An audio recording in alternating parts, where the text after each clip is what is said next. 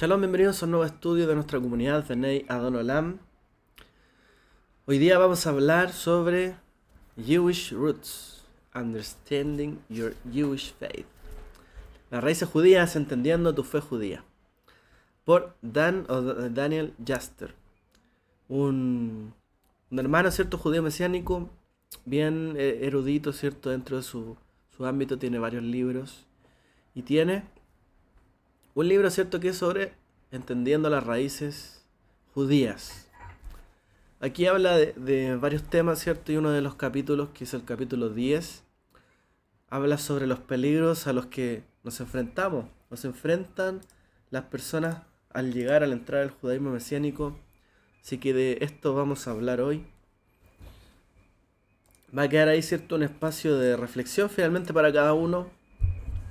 Yo sé que son cosas que a lo mejor algunos ya las saben, las conocen, pero bueno, para todos los que nos escuchan, que sepan, ¿cierto?, que nosotros buscamos estudiar las escrituras, la Torá, practicar, ¿cierto?, esto, pero también practicar el judaísmo de Jesús, como muchos le llaman, el de Yeshua. Pero el judaísmo también sigue construyéndose hasta el día de hoy. El judaísmo no se ha detenido, ni hubo un congelamiento, ¿cierto?, en el tiempo, desde la época de Yeshua.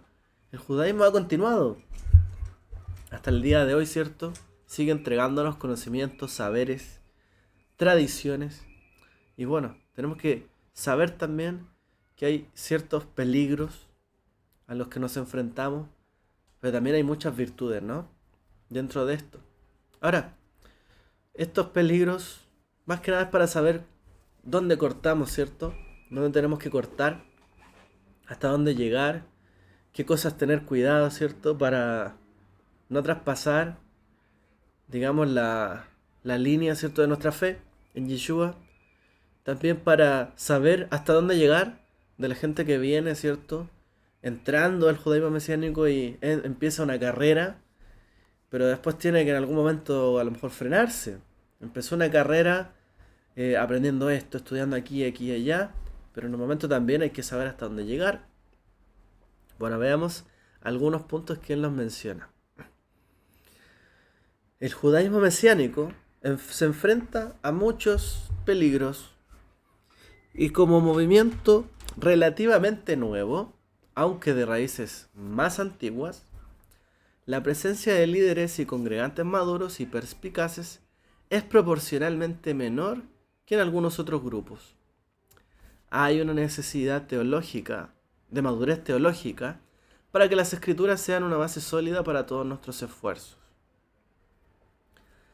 Bueno, en este primer párrafo estoy de acuerdo con lo que él menciona. Es un movimiento relativamente nuevo, sí. Si bien podríamos decir que en algunos países como en Estados Unidos tiene el movimiento, no sé, 100 años, que se deriva, ¿cierto?, de otros movimientos que nacieron, ¿no?, de judíos que estaban dentro de la iglesia, que querían practicar su fe, pero que no les permitían hacer todas las tradiciones en las iglesias. Las iglesias les prestaron lugares para que se reunieran, pero estaban de todas formas restringidos. Hasta que, ¿cierto? Bueno, esto nace también de los movimientos hebreos cristianos de Inglaterra en su momento, y fue un espacio de tiempo donde el apoyo, ¿cierto?, a Israel, que es precisamente también cuando se le da, ¿cierto?, el territorio a Israel, desde antes ya había, digamos, un ánimo en Inglaterra sobre todo de darle un apoyo, ¿cierto?, a los judíos. Hubo como un despertar, ¿no?, al conocimiento teológico y se dieron cuenta, bueno, aquí Israel tiene una porción importante en esto. Hubo un apoyo, una empatía.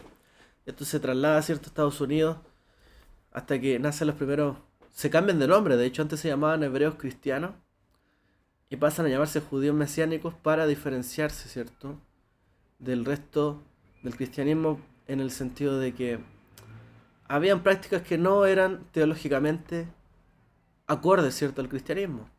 Entonces chocaban constantemente con los líderes y con la teología. Por lo tanto dijeron, bueno, nos llamaremos como nuestra tradición, nuestra familia, judíos. mesiánico, creyente en el Mesías. Ahora, en Estados Unidos es eso y viene hace un tiempo, pero en el resto del mundo, o quizás en Latinoamérica, quizás en Chile, hay todavía menos movimiento respecto a esto.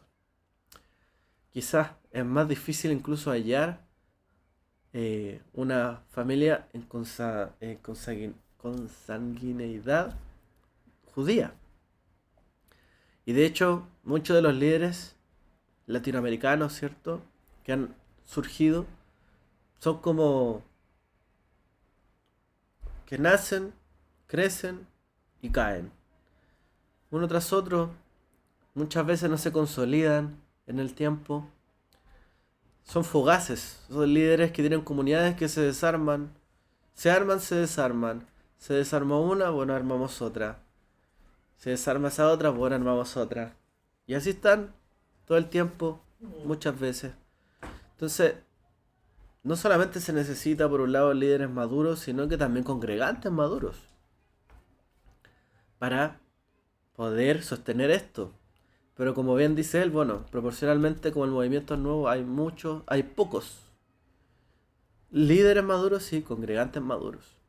Así que es importante fundamentar nuestra fe, ¿cierto? Como dice ahí, o tener una madurez teológica para que haya una base sólida para todos los que vayan llegando, todos los que vengan acá. Que no sea o una comunidad, un centro de discusión de todos los puntos de fe, de todas las cosas que se quieran disponer, ¿cierto?, a discutir, hasta el punto, ¿cierto?, que se desvirtúe el propio movimiento. ¿En qué sentido? No, es que hay que guardar la Torah. Otro, no, es que no hay que guardarla toda. No es que hay que circunciarse, no es que no hay que circunciarse. No es que hay que guardar el Shabbat del sábado. No es que hay que guardar el Shabbat lunar. No es que hay que guardar la fiesta en la fecha lunar. No es que hay que guardar la fecha judía de la tradición. No, es que este mandamiento se hace con el tzitzit blanco. No, es que tiene que ser el azul. No, pero es que no puede ser cualquier azul. Y bueno, podemos empezar a discutir todo. Y de hecho, muchas comunidades lo hacen. No es que hay que decir el nombre, no es que no hay que decirlo, no es que este es el nombre, no que este es otro el nombre. Y finalmente, esa madurez teológica que necesita cualquier denominación se pierde. Y la gente ya no sabe qué creer, qué hacer. Pensó que venía por una cosa, no era así. Bueno, es un caos. Así que ahí en ese pequeño párrafo hay mucho, la verdad. Mucha historia. Estos peligros son intrínsecos al incipiente movimiento judío mesiánico. Y ahora lo nombramos. Uno, voy a agrandarlo un poquitito más. Ahí. El legalismo. Otro poquito. Ahí. Bueno, este es el primer peligro, el legalismo. En algunos sectores se ha arraigado un sentido legalista de deber en relación con la tradición. De hecho, debemos aprovechar la riqueza de las tradiciones judías. Sin embargo, debemos, bajo el espíritu, elegir nuestro uso de las tradiciones como Él las dirige. La tradición no debe regirnos. Las reglas sobre cuánta tradición adoptar o no adoptar no están de acuerdo con la nueva era del espíritu. Cuando esto último ocurre, hay un sentido de deber que destruye el sentido de libertad y alegría. O sea, el legalismo es hay que hacer esto. Pero como hay que hacer eso, y solo eso, quizás se destruye un poquito la libertad en el Espíritu de Dios y en la alegría que debemos tener al cumplir los mandamientos. A lo mejor es como demasiado legalismo nos restringe mucho, ¿no? Deber es una palabra para los mandamientos bíblicos. Conveniente es una palabra para las prácticas no bíblicas, pero recomendadas. O sea, todo me es lícito, dice, pero no todo me conviene. Ahora, todo me es lícito no está hablando de los mandamientos. Pablo, ¿cierto? Pablo cuando habla todo me es lícito, no está diciendo que hay que hacer cualquier cosa que transgreda los mandamientos de Dios. Porque obviamente los mandamientos de Dios se deben cumplir. Y no es que está lícito hacer lo que queramos. O sea, no es lícito hacer cualquier cosa. Dentro de la Torah sí. Pero no todo me conviene. O sea, todo es lícito. Por ejemplo, las tradiciones. Cualquier tradición es lícita. Si yo quiero encender 2 velas de Shabbat, bien. Si yo no enciendo velas de Shabbat, bueno, ok. No hay un mandamiento detrás de esto.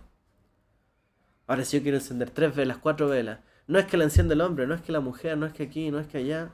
Bueno, si uno se pone muy legalista en algunas cosas, debe entender que estas son cosas que pueden ser convenientes o lícitas y convenientes, pero también puede que no lo sean. ¿Ya? Entonces, el deber no es respecto, dice él, de la tradición. Es decir, no es que yo deba hacer eso porque la tradición lo dice. Yo debo hacer lo que la Torá dice, los mandamientos. Pero hay cosas convenientes que no tienen que ver con los mandamientos, pero es recomendable. Incluso para los mandamientos bíblicos, la obediencia debe fluir del poder del Espíritu en nosotros y de nuestra identificación con el Mesías. O sea, si algo que distingue, ¿cierto?, al judío mesiánico es precisamente que cree en el Espíritu de Dios que ha venido sobre él o sobre ella, luego, ¿cierto?, de haber creído en Yeshua y haber recibido esta promesa. O sea, no servir a Dios con el Espíritu de Dios, siendo que esta es la parte de nuestra promesa y nuestra herencia, sería un error. Solo cumplir por el deber. Es como, yo nací judío y lo hago porque, bueno, es mi tradición. Para el judío mesiánico, ya sea que sea de origen judío o no, que quiera adherirse, ¿cierto?, debe ser por una voluntad propia, un querer, con el Espíritu de Dios. Este sentido de deber produce una sensación de restricción. Los miembros del cuerpo que tienen una inclinación legalista y crítica, lo cual es muy común entre los seres humanos, utilizan el cumplimiento con una tradición como base para juzgar a los demás. Y aquí vienen los problemas. Bueno, más problemas. Cuando algunos son tan legalistas dentro de las comunidades que prácticamente en base a tradiciones juzgan a los demás porque no las cumplen o porque lo hacen de otra forma. Si se cambia una frase en un servicio o se hace una sustitución o si se cambia un orden en particular, hay una respuesta de ira e intolerancia. Otros se doblegan y se conforman. Sin embargo, será con una alegría disminuida y una sensación de sentirse manipulados. La mayoría de los judíos de hoy en día no están deseosos de una demanda de cumplimiento regular de todos los detalles de su vida y su culto. Además, el juicio y los rígidos requisitos de cumplimiento en la vida y adoración destruyen la creatividad. ¿Dónde habrá entonces espacio para nuevas oraciones, canciones, drama y danza que Dios desee en nuestro medio? O sea, primero hay un problema de intolerancia que suele haber. Porque la tradición dice esto y se debe hacer así. Y no, pero ¿cómo lo hacen de esta otra forma aquí y allá? Y finalmente puede ser un desastre. Pero también si uno, por ejemplo, va a otra comunidad, a otro lugar y tiene otra tradición, el judío es tolerante en esto. Es su tradición. Como él vive la Torá, el mandamiento. Pero cuando hay una respuesta de ira e intolerancia es porque son legalistas. Hay otros que ven este legalismo, pero bueno, es el lugar donde estoy, tendré que aceptarlo, pero con una alegría disminuida, dice. O sea, no sentirse cómodos muchas veces. Pero tiene que haber un espacio de todas formas en toda comunidad donde haya cierto grado de libertad. Donde haya una libertad en la adoración a Dios. Un material de adoración de valor puede ser producido tanto hoy como hace 1000 años. O sea, si hace 1000 años se hicieron salmos, más de 1000 años, hoy día también puede alguien componer un salmo, una canción, que llegue al corazón de las personas o que nos lleve a adorarle. O sea, imagínense una comunidad que solo dice que hay que cantar a Dios con salmos. Y con nada más que salmos. Y Teilim.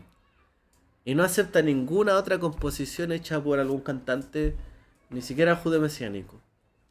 Bueno, hay que saber que la gente sirve al Señor en espíritu y en verdad. Hoy día y hace 3000 años también.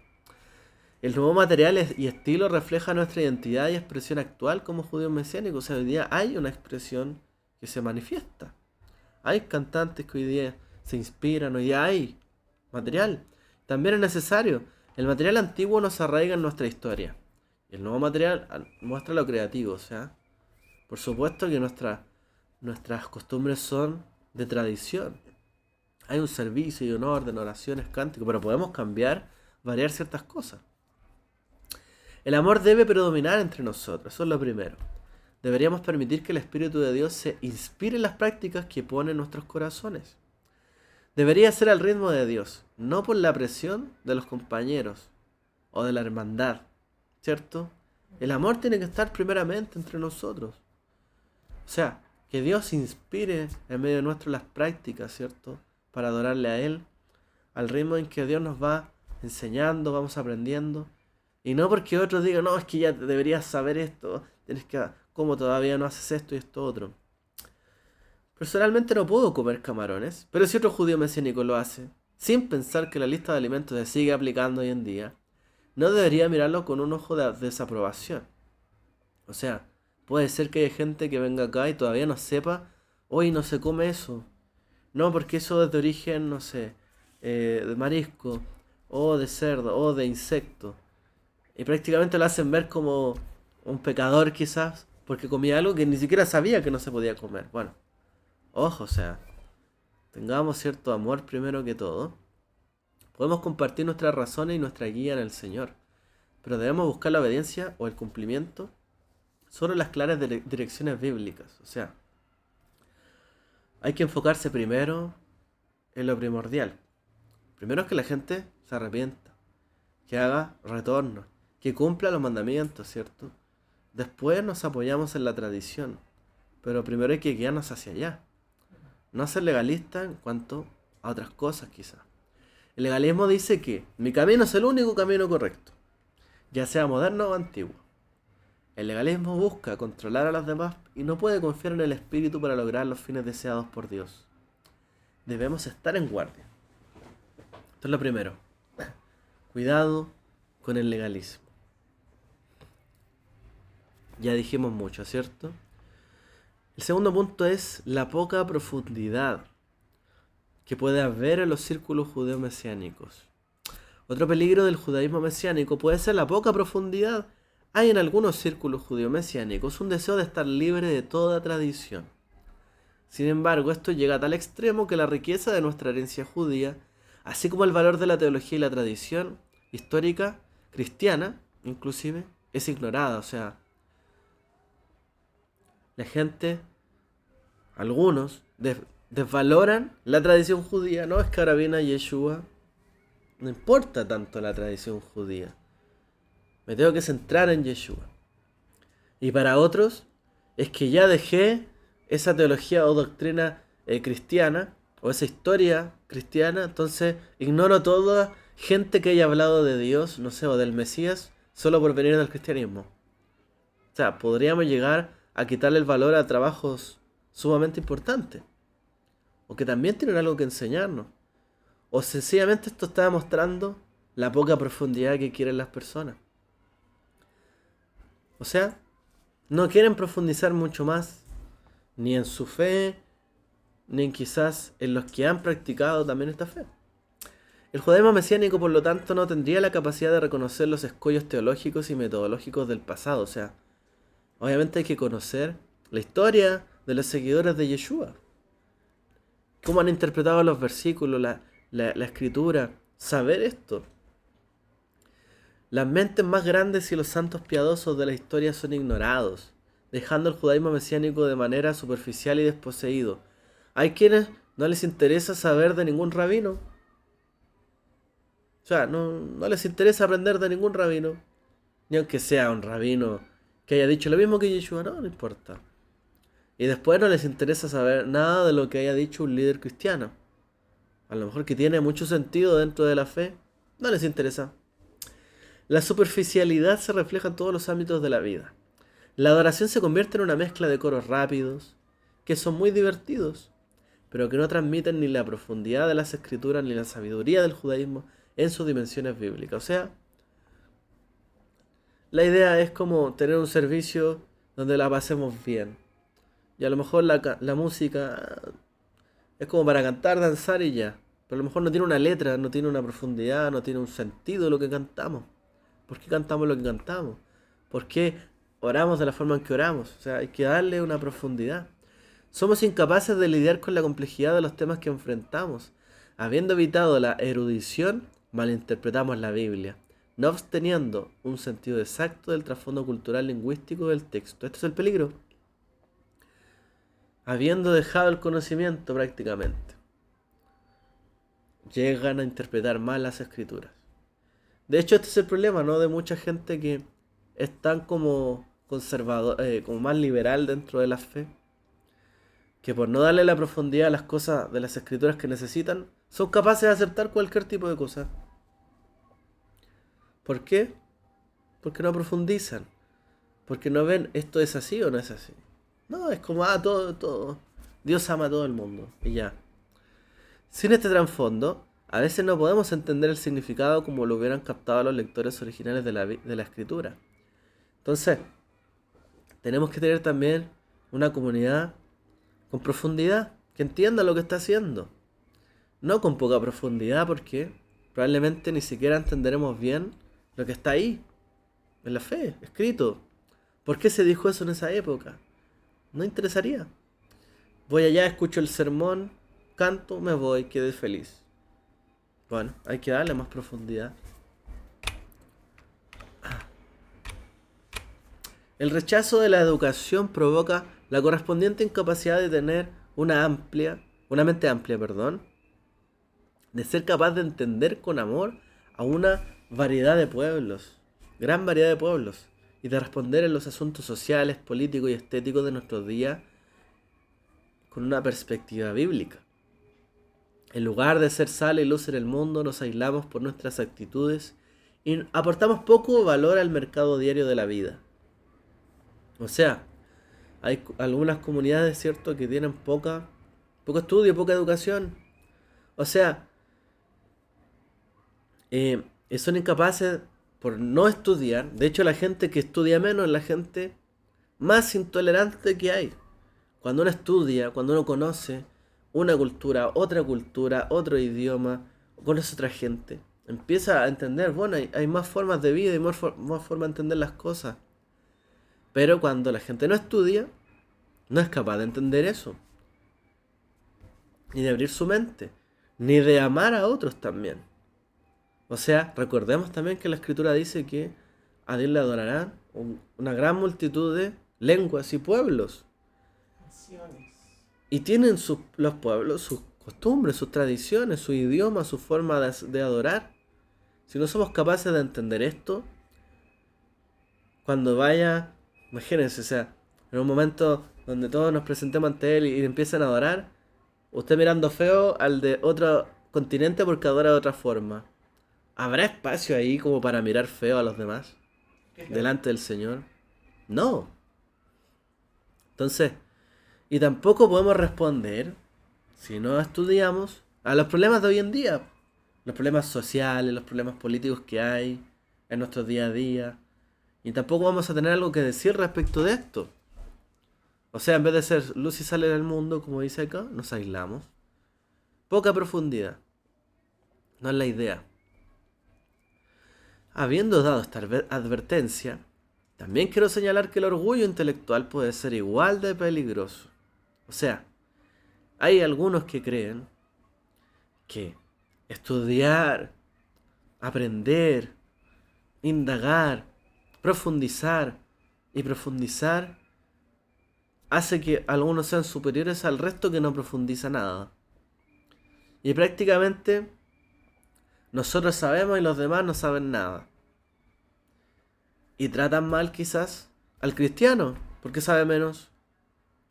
O trata mal a otros grupos, ¿por qué? Porque saben menos.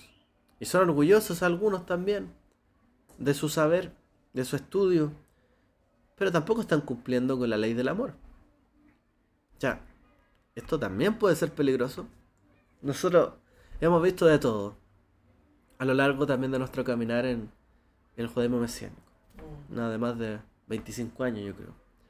O sea, como de esos años. Entonces, hemos visto también el orgullo de muchos y es peligroso, muy peligroso. Cuando algunos empiezan a estudiar, a conocer, y su aprendizaje, su estudio no está para ponerlo al servicio de los demás, de la forma humilde en que Yeshua vino a servir también y a poner su conocimiento, su entendimiento de su relación con Dios para nosotros. No, algunos lo ponen como algo superior, ¿no? Entonces, ojo con esto. En algunos sectores esta superficialidad, volviendo al tema, se manifiesta en la anti-institucionalización. O sea, no nos interesa tener alguna estructura. Como que un poco da lo mismo, nos juntamos y ya. Se piensa que el camino espiritual está separado de tener algo que ganar de las escuelas, colegios, seminarios judíos y cristianos. Sí, Dios puede preparar a un líder congregacional fuera de los medios de las instituciones tradicionales. A esto debemos estar abiertos, o sea, como algunos son tan poco tienen tan poca profundidad que no les interesa que su gente, su comunidad, sus líderes estudien, ni que vayan a un seminario judío o hagan algún seminario incluso cristiano o vayan a estudiar algo, o sea, es como no es para nosotros, esa gente está errada o no les interesa. Bueno, obviamente pueden haber líderes que nazcan innatamente, pero tampoco tenemos que negar esta realidad, hay que estar abiertos. La posición de una persona en el cuerpo debe ser por vocación, no por un grado académico, claramente.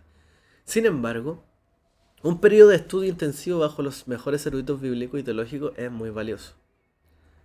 Entonces, una comunidad que a lo mejor a la gente se reprime para que estudie, o se prepare, o estudie con alguien de la Torá, o algún seminario, o le digan no estudies con él y ya.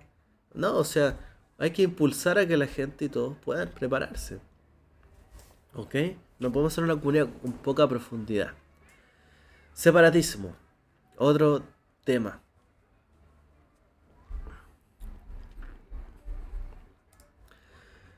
Aunque los judíos mesiánicos tienen un llamado distinto de Dios, son parte del cuerpo universal del Mesías. ¿Se entiende, no? Aunque tengamos un llamado distinto para con Dios, ¿cierto? Que Él nos ha dado, somos parte del cuerpo universal del Mesías. O sea, no somos los únicos. No somos los únicos que no han doblado sus rodillas ante Baal. No, hay miles más que no lo han hecho. Y que a lo mejor no tienen nuestra misma vocación o denominación. No podemos caer en el peligro de comprometer la verdad bíblica por el bien de la identidad cultural. Esto se manifiesta con palabras y hechos. Las palabras pueden ser usadas para poner distancia entre los judíos mesiánicos y otros creyentes, para que la comunidad judía no nos perciba como uno con el cuerpo. Pero somos uno con todo el cuerpo del Mesías. Judíos y gentiles son uno en él. Y una congregación mesiánica también tiene miembros no judíos y judíos. Aunque buscamos ser parte de Israel, también somos uno con el cuerpo del Mesías Yeshua. Nuestras palabras deberían reflejar esto, unidad. Nuestros actos también deberían reflejar esto, unidad. Debe haber servicios conjuntos, una comunión cooperativa con los líderes. Podemos aprender de todo el cuerpo y esperamos enriquecerlo también. O sea, una comunidad separatista que cree que solo debe atenderse a sí misma, que no tiene que relacionarse con nadie, que solamente son los únicos que tienen la razón, la verdad, y que no interactúan con nadie, y que creen ser los únicos que se van a salvar prácticamente. Bueno, está totalmente errado esto, o sea, somos parte del cuerpo del Mesías. Y hay otros que también trabajan por esto. No vamos a negar esta realidad. O sea, algunos incluso por el miedo del ecumenismo no quieren juntarse con nadie que siga la doctrina o la fe del Mesías, porque es otra religión. Hay una sola novia, ¿cierto? Hay un solo cuerpo, no hay muchos cuerpos. Hay gente, ¿cierto?, que genuinamente sigue el camino de Dios en todo lugar. No solo hay judíos que siguen a Dios, también hay no judíos que le siguen con temor, ¿cierto? No podemos negar esto, no podemos separarnos. Por mucho de que algunos vengan con algún dolor, quizás de alguna congregación de otro origen, y que vengan con dolor de sus líderes o de su gente, va a resultar en que nosotros tengamos que separarnos del resto. O que pensemos que nadie debe saber de nosotros. No, es un peligro esto. Separarse. Finalmente, y este es el gran problema, ¿no? Que muchas comunidades pueden llegar a terminar como grupos sectarios. Y puede conocérseles como grupos más sectaristas. ¿Por qué? Porque se separan. Son separatistas. Y quizás, como están tan separados, esto es como cuando uno está en un lugar y no tiene ninguna comunicación con el exterior. De repente alguien le muestra, o como los españoles que llegaron aquí, un espejo. Oh, wow, ¿qué es eso? Y los convencen y los encandilan con estas cosas. Y puede venir un líder que tenga un grupo separado y les diga todo lo que quieran. Y todo lo que deben saber y lo que pueden saber. Esto huele a sectas, ¿cierto? Las comunidades no deben ser separatistas, porque así es más fácil que alguna persona las controle o tenga poder sobre ellos. Finalmente esto es un peligro, actuar de esta forma. Y lamentablemente muchas comunidades judeo-mesiánicas han pasado por esto. Ojo, no somos los únicos judíos mesiánicos que quieren estudiar la Torá. Hay otros que ya la estudiaron antes que nosotros. ¿Por qué no vamos a considerarlo? ¿Por qué no leer sus libros? ¿O solo hay que escuchar la voz del líder? Estudiemos, abrámonos, busquemos, indaguemos. No somos los únicos. ¿Ya? No nos separemos del resto. Por último, no me acuerdo si eran 4 o 5, pero vamos terminando la herejía. Otro peligro del judaísmo mesiánico, herejía. El peligro de herejía proviene de varios factores. Primero, el deseo de identificarse con la comunidad judía podría ser tan fuerte que nos influenciaría a comprometer nuestros valores y puntos de vista bíblicos, porque tales puntos de vista son incompatibles con el pensamiento judío. O sea, queremos comprometernos tanto con todos los judíos, y hay que hacer todos los judíos, que incluso perdamos de vista, ¿cierto? Que estamos haciendo cosas que a lo mejor hasta se salen de la Biblia. No es que esto es judío. Oye, pero esa tradición quizás nació en una época donde el judaísmo se mezcló con otras cosas. No, pero es que hay que seguir el judaísmo. Ya, pero ojo, puede que algo sea incompatible incluso dentro de la tradición judía.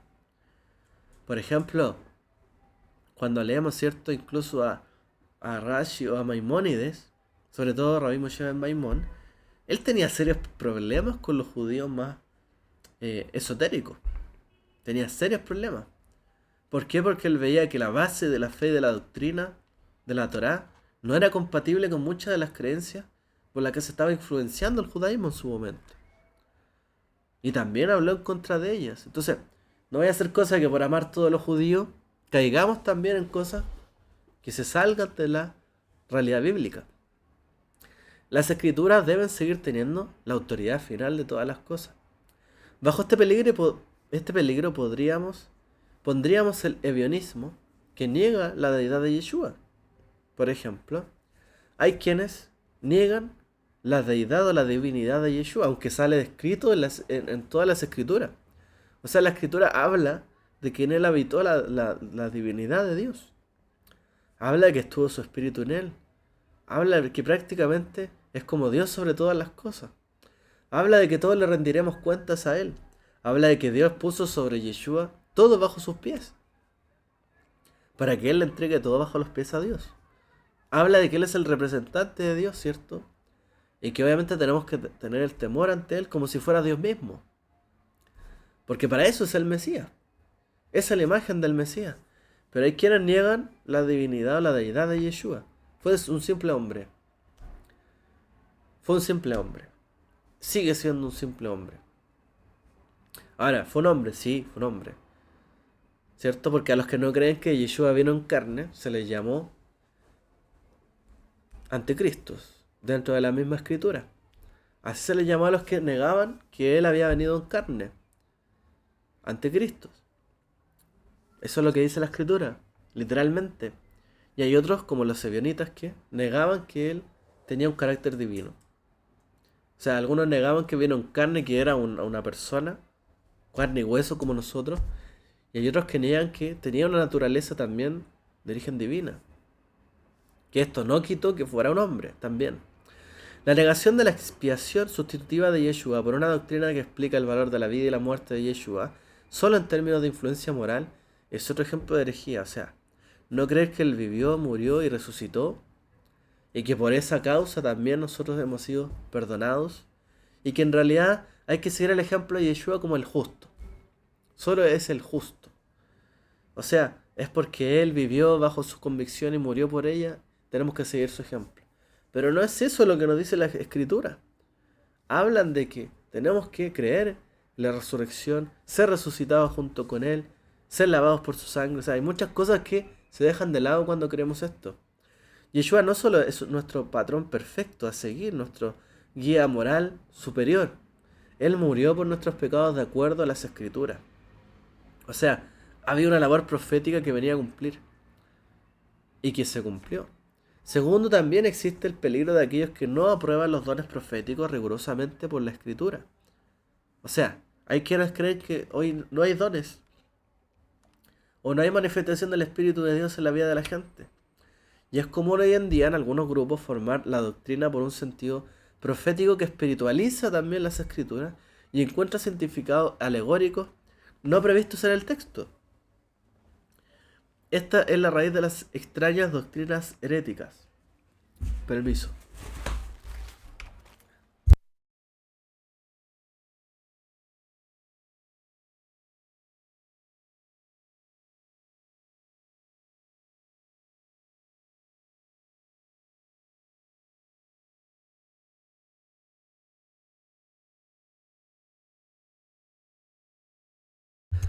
Bien, para explicar el punto.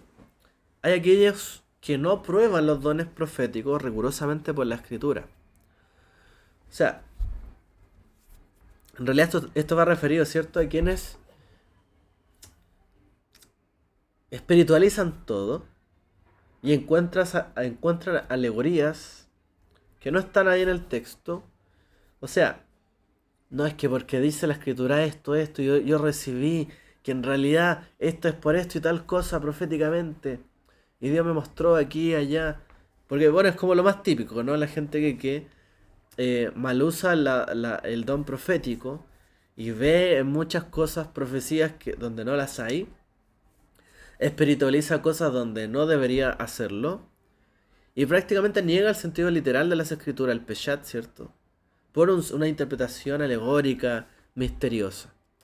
Bueno, cuando las comunidades o la gente empieza a hacer esto es la típica raíz de doctrinas heréticas. Hay otros que también, como les decía, niegan que hay dones proféticos o hay dones de la Biblia que nos habla de dones. Ahora, dones también hay de ser pastor. La escritura menciona varios tipos de dones, ¿no? De maestría, de, de la gente que evangeliza, habla de las buenas nuevas, ¿cierto? O gente con dones de ser enviados, como hablamos la otra vez, como apóstoles, enviados. Gente que es capaz de llevar la palabra, gente que es capaz de guiar, de consolar, etcétera. O sea, hay dones. Pero hay gente que usa esos dones para interpretar cosas heréticas. Y es lo típico, ¿no? La gente cuando sobre todo habla del final de los tiempos, es como, no, y el Señor va a venir ahora, porque yo recibí esto acá y allá. Pero si no se cumple, la escritura dice que eso es un mentiroso. Y en la Torá dice que esa persona ha hecho adivinación y merece la muerte. O sea, ojo, cuidado con este tipo de cosas. Si bien en la escritura existe la eisegesis, que es una interpretación alegórica de muchos casos, que ocurre en el Brit Hadashah, con los apóstoles cuando enseñaron, pero ellos tenían claramente la doctrina sabida, ¿no?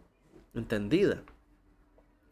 Bueno, si la escritura en su contexto no es base para la prueba, entonces entramos en un modo subjetivo de formación doctrinal que conduce al caos.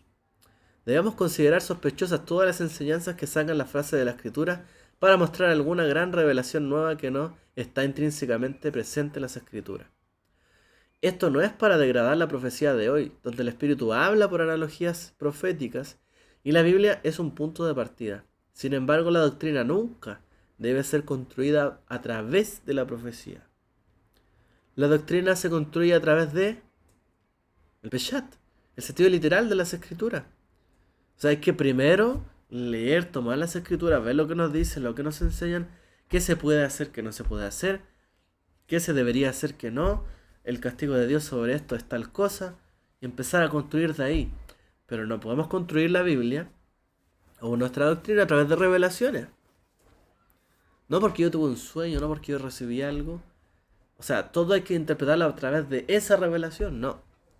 A través de las escrituras, el sentido literal de estas. Eso es lo correcto. Y lo último, el control. Otro gran peligro, control. El judaísmo mesiánico es un movimiento del espíritu. El espíritu ha llevado independientemente a muchos de nosotros a ver las verdades. Él también se unificará. Uno de los peligros de la esencia nacional e internacional es la sensación de que tenemos el sentido correcto. Cuando un grupo tiene la actitud de superioridad, aunque sea superior en edad, en número, aliena a los demás, los aleja, los hace sentir que esto no les pertenece. Todos tenemos mucho que aprender unos de otros. Dios puede unificarnos y mezclarnos sin que ningún grupo o individuo controle y manipule a los demás. La oración y el compartir nos unirán. Si hablamos y actuamos como si nuestro grupo solo fuera importante, si no buscamos los medios concretos para edificar a otros grupos o buscar beneficiar a nuestro grupo para dañar a otros, producimos alienación. Si hay herejías inherentes al cristianismo, también las habrá del judaísmo mesiánico. Que Dios nos proteja de estos peligros y de muchos otros que aún no están claros para nosotros. Que nos proteja de la credibilidad mientras buscamos aplicar la palabra de Dios con madurez. Amén. Entonces, ¿qué pasa? Que algunos grupos creen tener el control de las cosas, el control de la doctrina, el control de lo que se debe hacer, y que todos los demás tienen que imitarlos a ellos, o que tienen que aprender de nosotros. Pero no reconocemos también que Dios también los llamó a ellos. También los despertó a ellos con algún saber, con algún tema. Están haciendo algo que Dios los llevó hacia allá. No podemos pretender sentirnos superiores que el resto. O sea, tampoco vamos a controlar nosotros el que haya otros que no han salido quizás de otra doctrina para venirse acá. No podemos controlar eso. No pretendamos creernos superiores y ser tan hipócritas, ¿cierto? Como para decir, somos superiores, ellos hacen eso. Cuando muchos de los que están acá antes no lo sabían y estaban quizás en otros grupos. Pero ahora, como lo saben, se creen superiores y los demás son inferiores y creemos que tener controlar la verdad o el discurso. No se hace así. No, eso está mal, están equivocados, etcétera. Ojo. Si el Señor nos despertó, porque sabemos que es así. O sea, el judaísmo mesiánico no ha sido un movimiento que la gente estudia y de repente, hay que hacer esto. Llevamos años, cientos y miles de años guardando otras doctrinas y otras creencias y otras prácticas.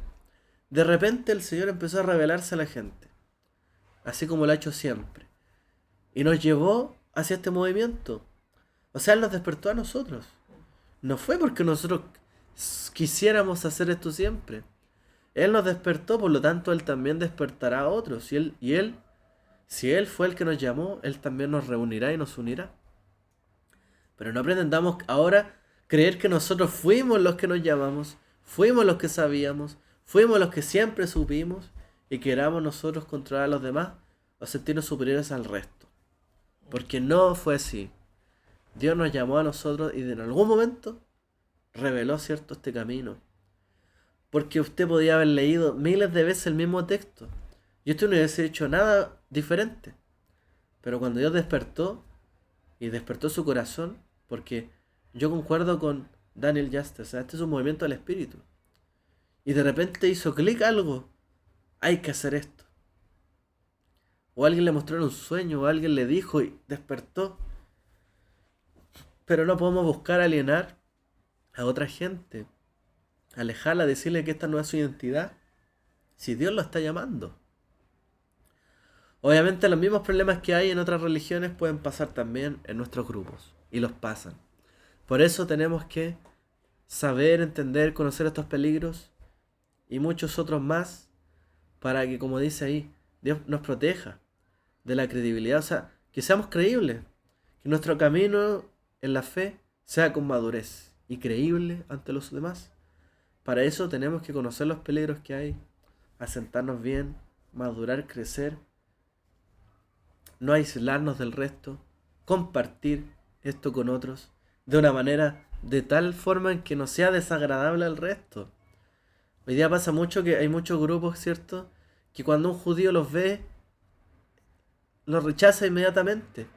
No son capaces de establecer una mínima conversación o quizás curiosidad, porque derechamente es detestable quizás para algunos. ¿Por qué? Porque se arrogan lo que no son, tienen malas prácticas, usan las cosas mal, no les interesa profundizar más, creen que son superiores al resto. El judaísmo lo rechaza, el cristianismo lo rechaza. Y finalmente este camino o este entendimiento nuevo, ¿cierto?, que en realidad no es nuevo, está ahí en las escrituras, no, no se manifiesta ni se entrega a otros. No ayuda en nada, no somos luz ni sal. No tiene sentido esto. Para esto no fuimos llamados. Al contrario, fuimos llamados para hacer luz, para ser buenas personas, para seguir el mandamiento de Dios, seguir su voluntad, para que esto también pueda impactar positivamente a otros y no encerrarnos. Si nuestro camino de fe implica que siempre nos tendremos que enemistar con todo el mundo, a lo mejor en algún momento es cierto, según lo que dijo Yeshua, ¿no?, que pone enemistad por causa de él, de nosotros con el mundo, pero no significa que con todo el mundo, con todas las personas, sino con las cosas que son del mundo, con las creencias que son del mundo. Pero si no somos capaces de impactar esto al mundo, no entendemos la misión de Yeshua, que no fue condenar al mundo. No es que nosotros somos ahora salvos y el resto está condenado, sino que he venido para salvar, para perdonar, ¿cierto? Para que el mundo sea salvo, no para condenarlo. Entonces, esa debe ser también nuestro eje, nuestro objetivo. Bueno, vamos a dejarlo hasta acá. Yo los dejo acá, terminamos el estudio y después por aquí internamente seguimos si es que hay alguna cosa más que decir. Que el Eterno les bendiga a todos. Shavuot.